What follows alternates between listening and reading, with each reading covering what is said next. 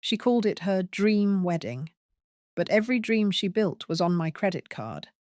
At the rehearsal dinner, she laughed. "Oh, don't worry. Aunt Clara couldn't pay for this if she tried." The whole table erupted. My own daughter chuckled. I stayed silent, my cheeks burning. Because what Lydia didn't know was that every vendor had my name. And on her wedding day, the truth would echo louder than her vows. Trust is fragile. Sometimes the ones you love most forget the meaning of gratitude. Sometimes they take your kindness as weakness. And when that day comes, you have two choices: fight or wait. I chose to wait. My name is Clara Whitmore. I'm 72 years old, a widow, and for most of my life, a librarian in our little town. Books have always been my companions, my refuge when the world grew too noisy. My husband, Henry, passed nearly a decade ago, and my daughter, Ruth, lives just 2 towns over with her own family. I live quietly, but I've never been lonely. I've always had family close by. One of them was my niece, Lydia. She's 28 now, but to me, it feels like just yesterday she was a little girl clutching my hand at her mother's funeral. My sister passed away when Lydia was barely 6. From that moment, I became more than just her aunt. I was a mother figure, a protector, and in many ways, her safety net. I paid for her clothes when her father struggled. I bought her birthday cakes, Christmas gifts, and when college came, I helped cover her tuition. Everyone in the family said I spoiled her, but I didn't care. I thought I was giving her a chance. She was bright, with a spark that reminded me of my younger self. But as the years went on, that spark turned into something else: entitlement. Lydia was always the center of attention. If her dress wasn't the shiniest, she pouted. If someone else got a gift she didn't, she sulked. And when she wanted something, she never asked, she demanded. I should have seen the warning signs, but love makes you blind. I told myself she'd grow out of it, that maturity would humble her. Instead, she grew into her beauty and charm, using them as currency to get what she wanted. And people gave in, because Lydia had a way of making you feel like saying no was cruel. When she met Ethan, I thought maybe things would change. He was handsome, charismatic, with the kind of smile that made people believe in him instantly. He came from a family with money. Not wealth, like you read in glossy magazines, but comfortable, well-kept money. He worked in sales, and his parents owned a small but successful business. From the moment Lydia introduced him, I could see she had her sights set high. Their engagement was no small affair. She posted every detail on social media: the ring, the dinner, the endless stream of bridal mood boards. She wanted her wedding to be the talk of the year. And as the plans grew bigger, so did her demands. At first, I smiled at it all. After all, every bride dreams of her perfect day. But Lydia's dream wasn't just about love. It was about power, status, and showing off. She wanted chandeliers, imported flowers, a live band, and gowns that cost more than my first car. Her father, bless his soul, tried to keep up with her demands, but nearly fainted when he saw the costs. Ethan's parents said they'd contribute, but even they looked uneasy when Lydia handed them a binder full of non-negotiables. Ruth told me she was staying out of it entirely. And then, one evening, Lydia stopped by my house with that sugary smile I had come to know too well.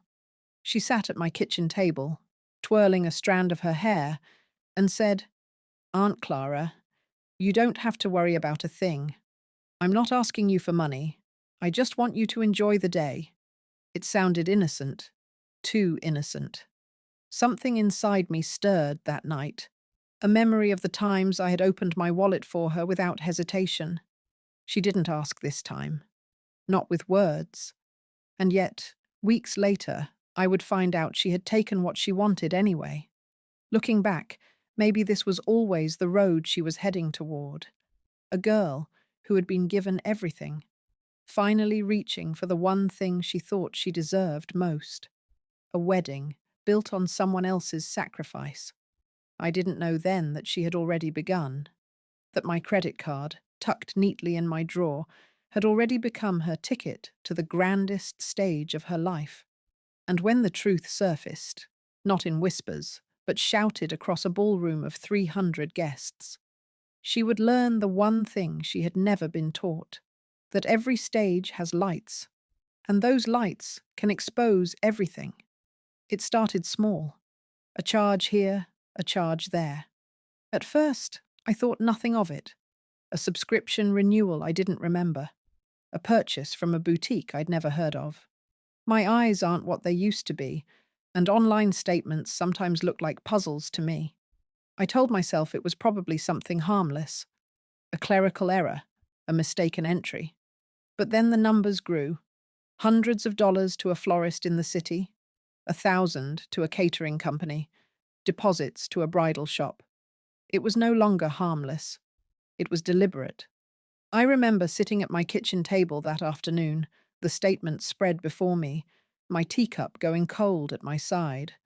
I went line by line, tracing the amounts with my finger, my heart sinking with each entry. And then I saw it: the florist's name. I had heard Lydia talking about them weeks before. She had gushed to her cousin about their arrangements, how they could cover an entire archway in imported roses. A chill passed through me. I knew in that moment that it wasn't some stranger in another state. It was family. Still, I needed proof. I called the florist, my voice steady, though my hands trembled. I asked politely if they could confirm the account associated with the recent deposit. The young woman, on the other end, chirped happily, "Yes, Mrs. Whitmore. We have the order for the Whitmore Lane wedding.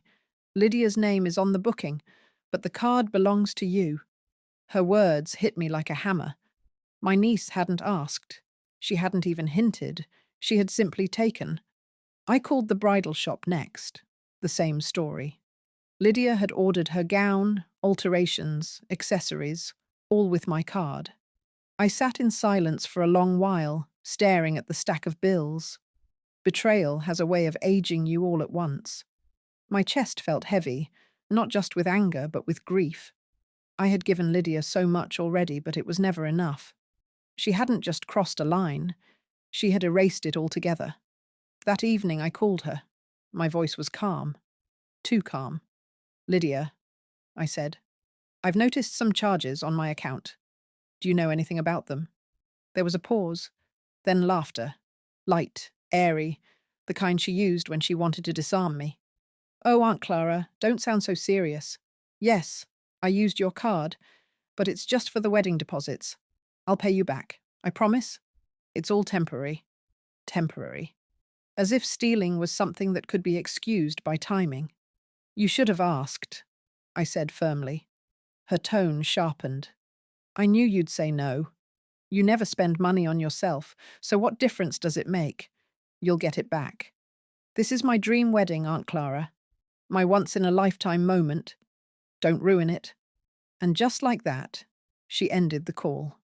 I sat with her words for a long time. She didn't sound apologetic. She sounded entitled, almost annoyed that I had noticed at all. That night, I could have cancelled the card. I could have called the bank, reported it stolen, stopped the wedding in its tracks. But something in me resisted. I thought of all the times she had dismissed me, laughed at me, leaned on me without ever offering her own strength. I thought of her smug smile when she believed the world owed her everything. Number cancelling the card would make me the villain in her story. It would confirm what the family already whispered, that I was bitter, controlling, too old to understand. So I made a choice.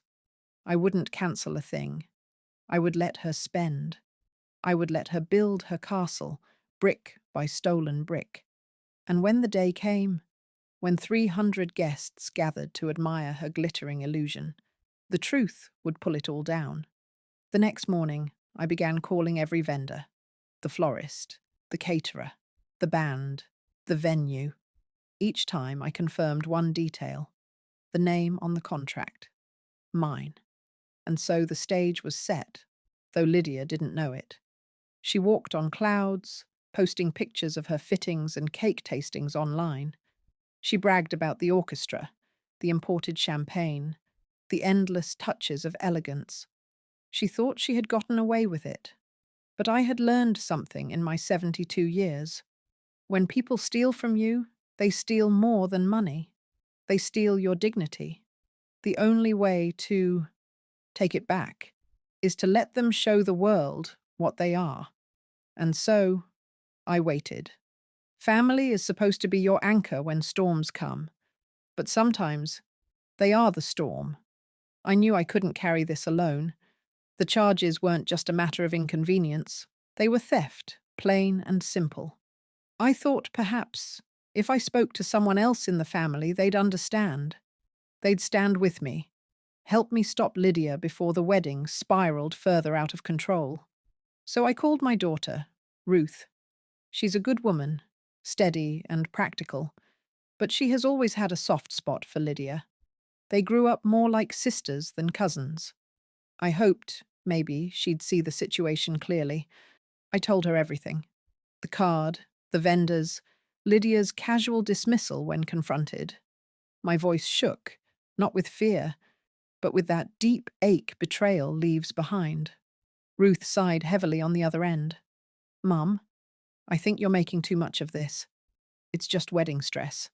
Lydia's under a lot of pressure. She probably panicked and used your card, but she'll make it right. Don't ruin things by dragging this out. Her words cut deeper than she knew. Don't ruin things. As if the theft wasn't the ruin.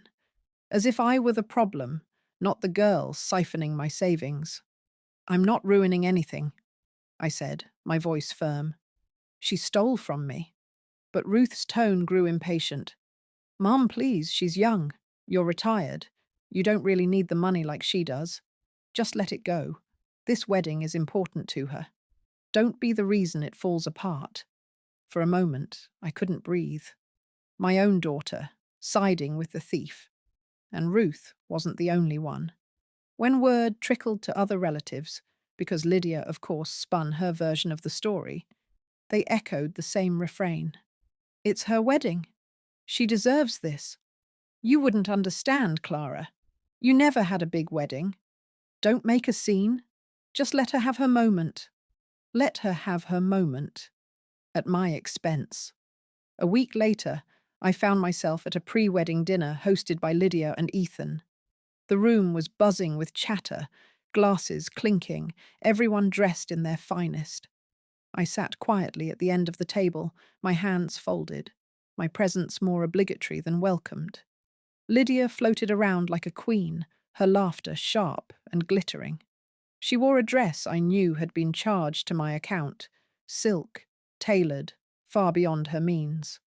She caught my eye once across the table, and there was no remorse in her expression, only smugness. Then came the moment I will never forget. One of Ethan's relatives raised a toast, complimenting the generosity behind the wedding. Lydia laughed and said, loud enough for the entire room to hear, "Oh, don't worry. Aunt Clara isn't paying for this." She couldn't if she tried. The table erupted in laughter. Even Ruth chuckled weakly, though she avoided my gaze. I sat still, my cheeks burning. But I didn't flinch. I let the laughter roll over me like a wave, because in that moment I knew something Lydia didn't. Every flower, every plate of food, every gilded chair in her grand illusion bore my name. Let them laugh, I thought. The louder they laugh now, the sharper the silence will be later. After the dinner, Ruth tried to smooth things over. "Mum, don't take it personally. You know how Lydia jokes." But it wasn't a joke. It was a declaration. Lydia believed she had won. Not just my money, but the family's loyalty, their admiration, their blind defense. And so I withdrew. I stopped arguing, stopped explaining. I let them think I was powerless, bitter, too old to fight. In their eyes, I was the relic in the corner, the woman they could dismiss with a laugh. What they didn't know was that the contracts, the receipts, the signatures, all bore the name they had mocked, mine. And when the lights went up on Lydia's grandest stage, when the applause rang out for her dream wedding, every one of them would see who had really paid the price.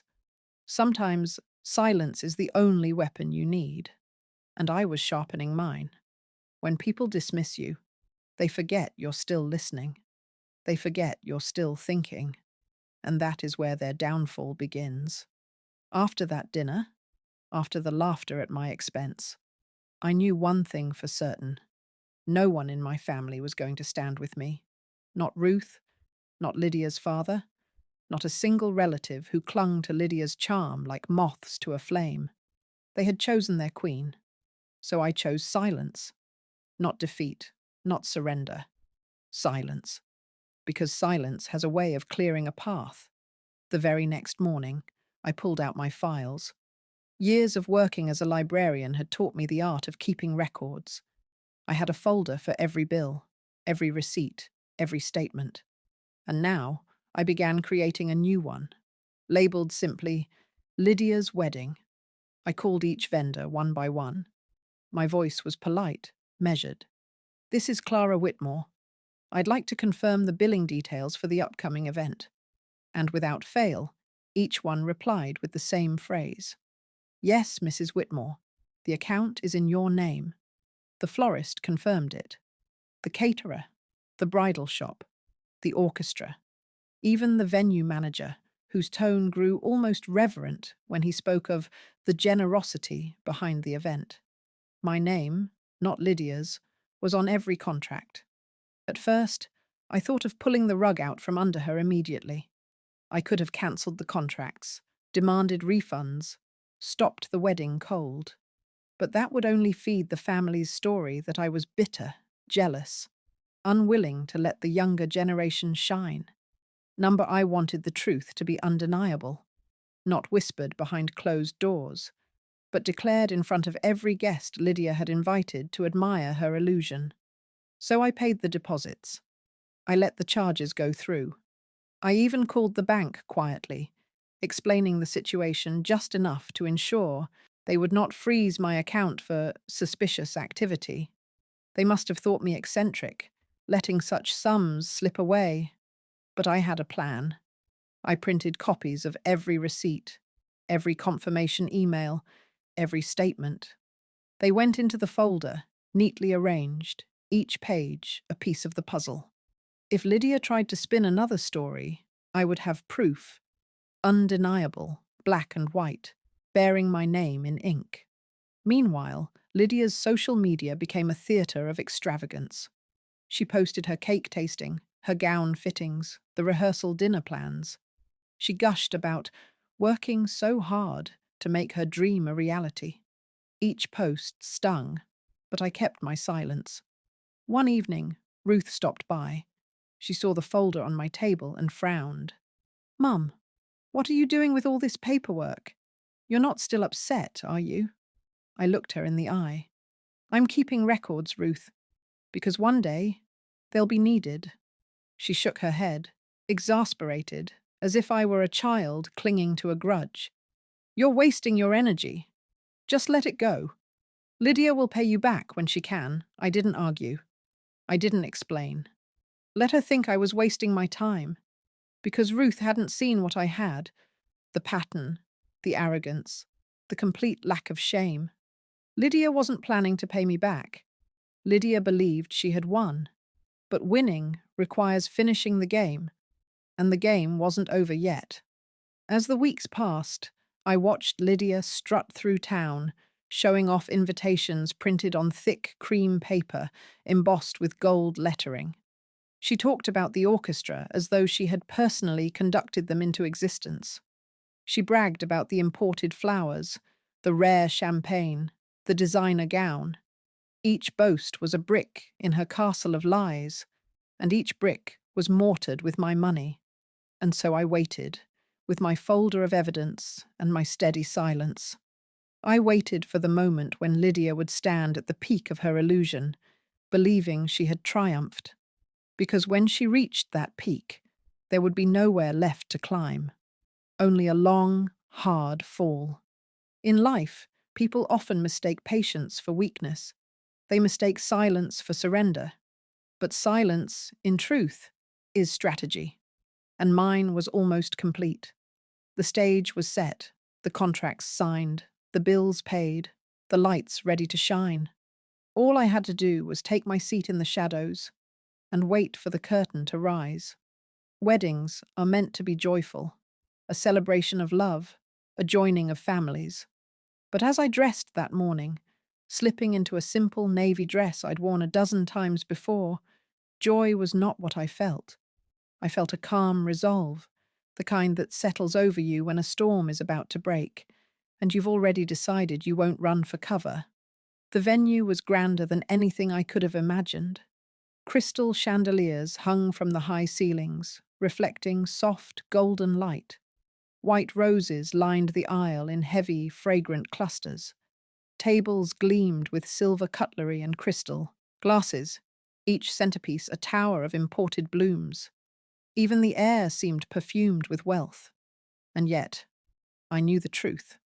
Every glittering detail, every flower petal, every polished chair, all of it bore my name. As I walked in, I felt eyes on me. Guests dressed in gowns and tuxedos whispered as I passed. Some smiled politely, others looked at me with that faint edge of pity, the kind reserved for elderly relatives they assumed were out of place. Lydia had likely told them I was frugal, irrelevant, too old to understand such grandeur. I didn't mind. Let them think I was invisible. Shadows see everything. I took my seat at the very back, away from the family rows at the front. My place wasn't among them anymore, and I didn't want it. From where I sat, I could see the whole room, the orchestra tuning their instruments, the caterers adjusting trays of hors d'oeuvres, the photographer buzzing about like a bee, snapping every glittering angle. And then Lydia entered. She was radiant, I'll admit it. The gown clung to her like a second skin, the veil flowing behind her like spun sugar. Gasps of admiration filled the hall, and Lydia drank it in like fine wine. She walked down the aisle not just as a bride, but as a queen in her own kingdom. Her eyes met mine for a brief moment. There was no warmth there, no gratitude, only smugness, as if to say, "See, this is what you could never understand. This is what I deserve." The ceremony itself was simple enough. Vows spoken, rings exchanged, a kiss that sealed the illusion. The real spectacle came afterward, at the reception. The hall transformed into a feast. Waiters glided between tables carrying champagne and canapes. The band struck up a lively tune. Guests laughed, danced, toasted. Lydia and Ethan basked in the glow of admiration, their smiles wide, their arms entwined. I sat quietly at my table, sipping water, watching the mountain of lies grow taller, heavier, waiting for the moment gravity would take its toll. At one point, I overheard Ethan's mother gushing to a guest. "Lydia has outdone herself. Such taste, such refinement. We're so blessed to have her join our family." Lydia, standing nearby, beamed. She didn't correct them. She let them believe she had built this wonder with her own means, that she was the architect of her own dream. And that was when the first crack appeared. The band leader, a tall man with a booming voice, took the microphone to thank the crowd for their applause. "Ladies and gentlemen," he declared, "we want to extend a special thanks to the woman who made this performance possible, Mrs. Clara Whitmore." My name echoed through the hall like a bell. Heads turned, whispers began. Lydia froze, her smile faltering for the first time that night. I remained still in my chair, my hands folded neatly in my lap. I didn't wave. I didn't stand. I let the words settle into the air like dust, impossible to ignore. The music struck up again, and the guests tried to shake off their confusion. But more was coming. The florist, delivering a speech about their most ambitious project yet, spoke warmly of the incredible Mrs. Whitmore, whose patronage made this vision bloom. Again, my name. Again, the ripple of confusion. Guests began glancing between me and Lydia, the pieces of the puzzle slowly aligning. Lydia's face flushed. She laughed too loudly at a joke, her hand clutching Ethan's arm tighter than before. I could see the panic beginning to creep behind her eyes. And I knew then, the stage was mine. This wasn't a confrontation in a living room, hushed and forgotten. This was a hall of 300 witnesses, every one of them prepared to remember the truth. And the truth was only just beginning to speak. The first mention of my name had unsettled the room. The second had tilted it. By the third, the entire hall was shifting like sand beneath Lydia's heels. I watched it happen with the same calm one might have while reading a familiar book. You already know the ending, but it doesn't make the words any less satisfying. Dinner was being served, waiters moving with silver trays laden with roast beef, salmon, and vegetables arranged like art. Guests murmured about the food, praising the quality. And then the head caterer took the microphone to thank the couple, or so Lydia expected. Instead, he cleared his throat and smiled broadly. "We would like to extend our deepest gratitude to Mrs. Clara Whitmore, whose generosity made tonight's menu possible." A hush fell. Forks froze mid-air. My name, again, carried across the glittering room. This time, heads didn't just turn. They stared. Dozens of eyes darted between me at the back table and Lydia at the head. Lydia's face went pale, then red, then pale again. She forced a laugh, one of those brittle sounds that break the moment they leave the mouth. "Oh, that's just a mistake," she said quickly. "You know how these things get mixed up." But the caterer, oblivious to the storm he had stirred, pressed on. "No mistake, ma'am. Mrs. Whitmore signed every contract. A remarkable woman." Gasps rippled. Ethan shifted uncomfortably beside her, his smile tightening into a grimace. His parents leaned toward each other, whispering furiously. The tension only grew from there. The florist had already named me, the band leader too. Now the photographer stepped up to toast the patron whose kindness made this day possible. Mrs. Clara Whitmore. Click, click. His camera flashed across the room, capturing my still figure, my folded hands, the faintest hint of a smile. By then there was no denying it. My name wasn't a mistake. It was a pattern, a truth carving its way through Lydia's fairy tale like lightning through a summer sky. I could see her unraveling, her posture, once regal, now stiff with panic. Her smile plastered too tightly, her laughter forced and sharp. She clung to Ethan's arm as though his presence might steady her, but his eyes betrayed him, wide, wary, calculating. And then, as if the universe itself wanted to hammer the point home, the venue manager stood. He was a proud man, grey at the temples, his voice carrying the authority of someone used to running grand affairs. "Ladies and gentlemen," he said with a flourish, "on behalf of our entire staff, I want to thank Mrs. Clara Whitmore for choosing our venue. It has been an honor to bring her vision to life." The silence that followed was deafening. 300 guests turned as one toward me. I didn't move. I didn't smile. I simply met their gaze with quiet dignity. Lydia broke then. She stood abruptly, her chair scraping against the polished floor. "Stop it!" she snapped, her voice cracking. "This isn't right. This isn't how it's supposed to go." The guests gasped. Some looked scandalized, others fascinated, like theatre-goers suddenly realizing the play had turned into real life. Ethan's father stood, his face dark with confusion. "Lydia," he said firmly, "what is going on here?" Lydia stammered. It's just a mix-up. The vendors, they got it wrong. Aunt Clara didn't. She couldn't." But the words faltered, because even she knew, deep down, that the lies were crumbling too fast to patch.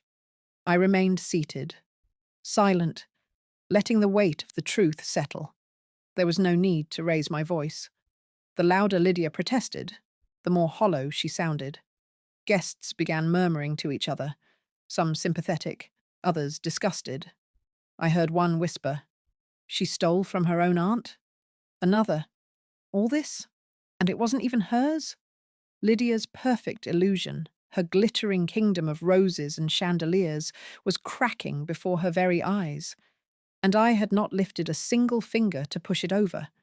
Patience, silence, truth. These were my weapons. And in that moment, they were sharper than any blade. The collapse hadn't come yet, but it was close.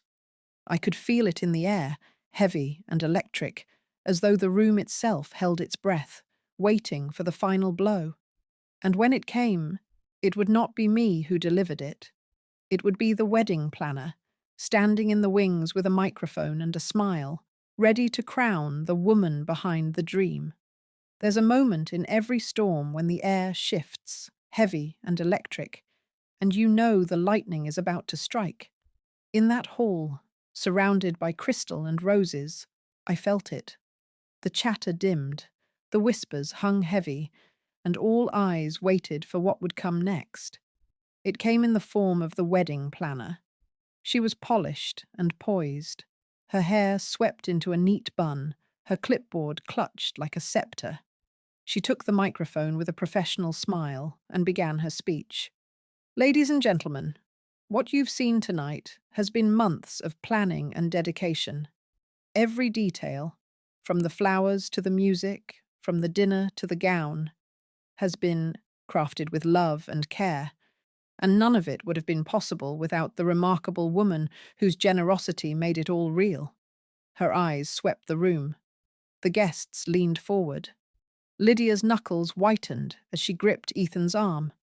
"Please join me in thanking the true patron of this wedding," the planner continued, her voice ringing clear. "Mrs. Clara Whitmore." The room erupted in gasps. My name thundered across the marble floor, echoing beneath the chandeliers.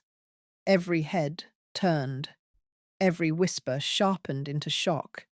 Lydia let out a strangled sound, somewhere between a laugh and a sob. Her glass slipped from her hand, shattering against the floor, champagne spraying across the hem of her gown. She shook her head violently, her veil trembling. "No, no, that's wrong. She didn't pay for this. She couldn't." But the planner blinked in confusion, flipping through her clipboard. "Ma'am, all the contracts are in Mrs. Whitmore's name. Every payment came from her account. There's no mistake." Ethan's parents rose from their seats. His mother's face was pale, his father's jaw tight with fury. "Lydia," he said in a voice that carried, "what is this? You told us you handled everything, that your family contributed." Lydia's face crumpled. She turned to Ethan, clutching at him desperately. "It was just a loan. She said I could use it. I was going to pay her back." Her lies stumbled out in fragments, tripping over themselves. The guests didn't believe her. They didn't need to. The truth was already too loud, too bright, impossible to dim. And then, finally, I stood. I rose slowly from my chair at the back, the crowd parting with their eyes as though a queen herself were walking among them. I didn't hurry. I didn't tremble. My hands were steady as I reached the center of the hall. When I spoke, my voice was soft, but it carried. "No, Lydia. You did not ask. You did not borrow. You stole. Every rose, every plate of food, every sparkling light in this hall, all of it, you took from me without a word." Gasps rippled again. Lydia's face crumpled as tears streaked her carefully painted cheeks. I just wanted my dream wedding." I looked at her then, truly looked. Not as the child I once cradled after her mother's funeral, not as the girl I clothed and fed and celebrated, but as the woman she had chosen to become. "And you built it," I said, my voice steady, "on lies." The silence that followed was absolute. Even the orchestra held their breath. Ethan stepped back from her, his expression darkening. His parents exchanged looks of disgust. Guests shifted uncomfortably, some turning their faces away from Lydia as though her shame were contagious. Lydia stumbled, her legs giving way beneath her. She collapsed onto the polished floor, sobbing into the ruins of her gown. The veil slipped from her head and lay crumpled at her feet, like a crown torn away. I didn't move to comfort her. Not this time. For years, I had been her safety net, her shield, her quiet benefactor.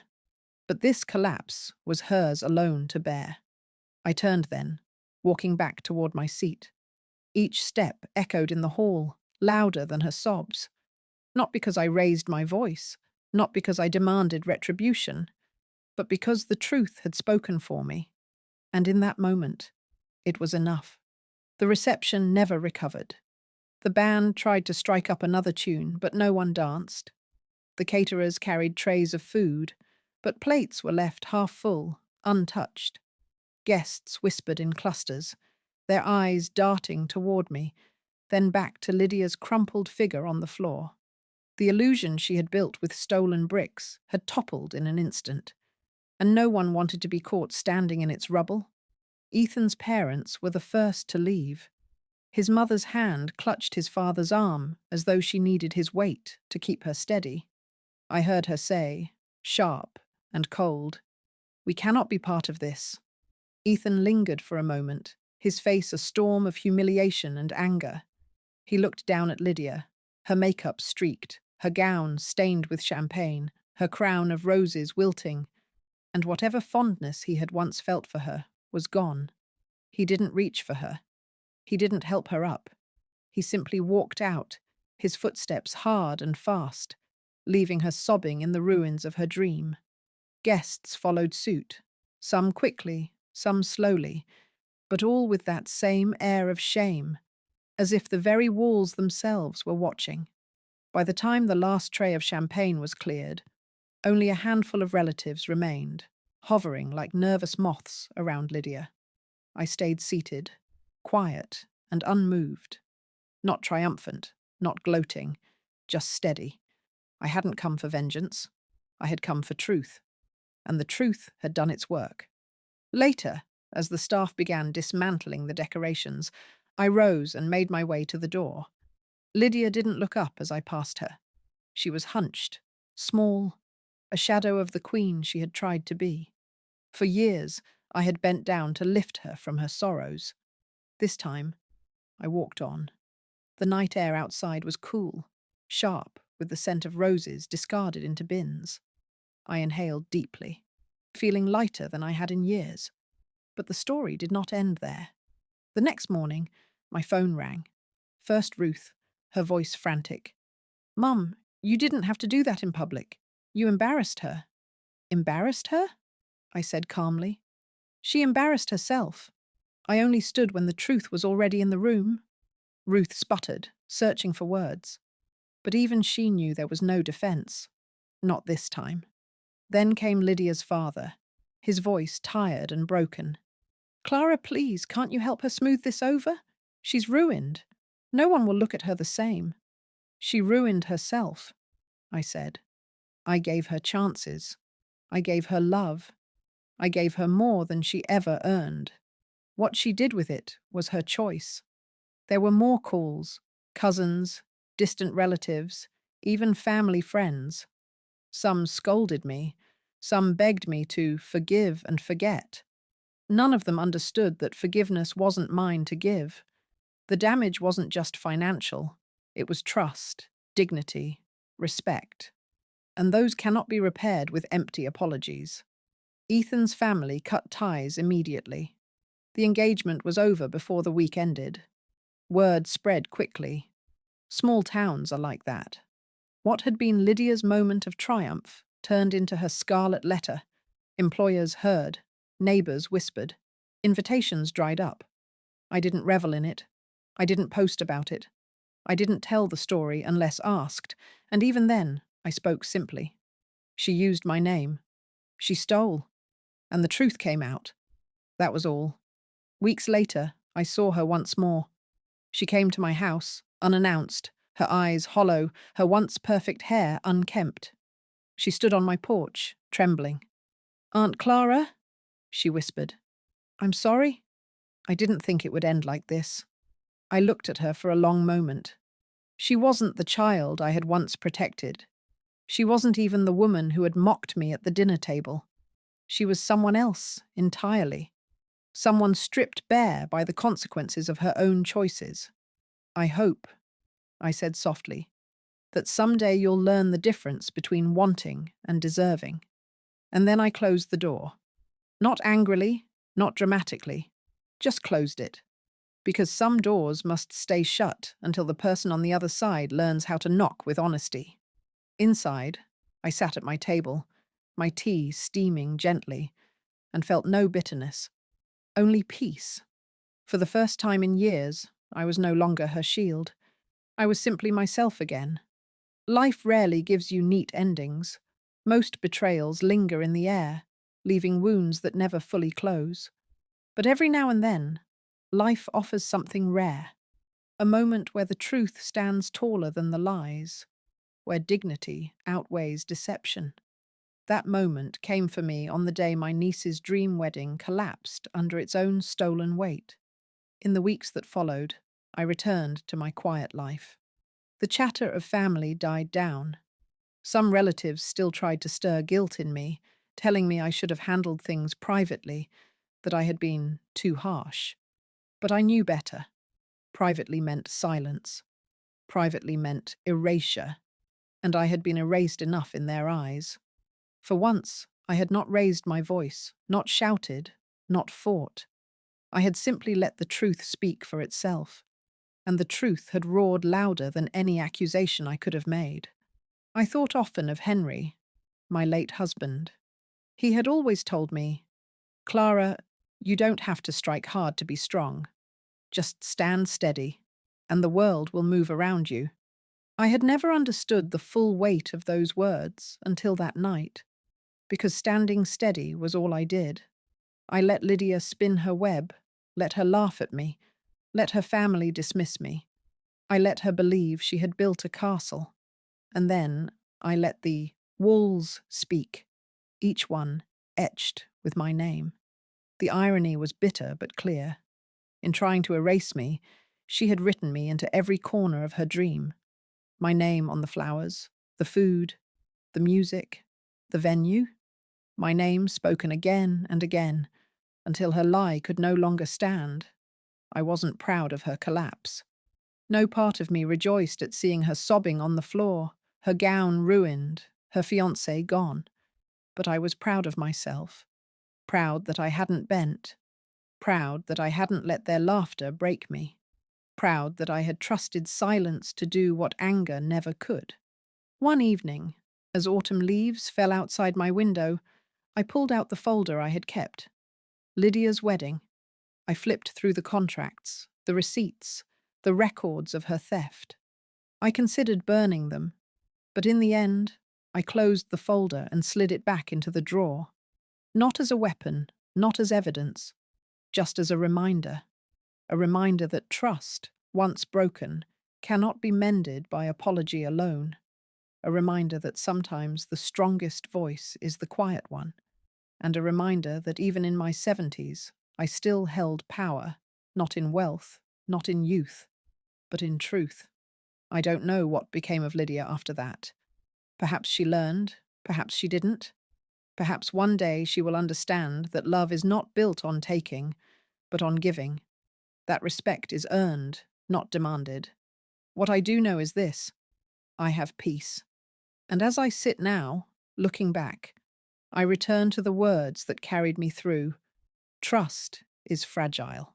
She broke mine, and I let her, because sometimes silence shouts louder than anger. And on that day, the world heard it all.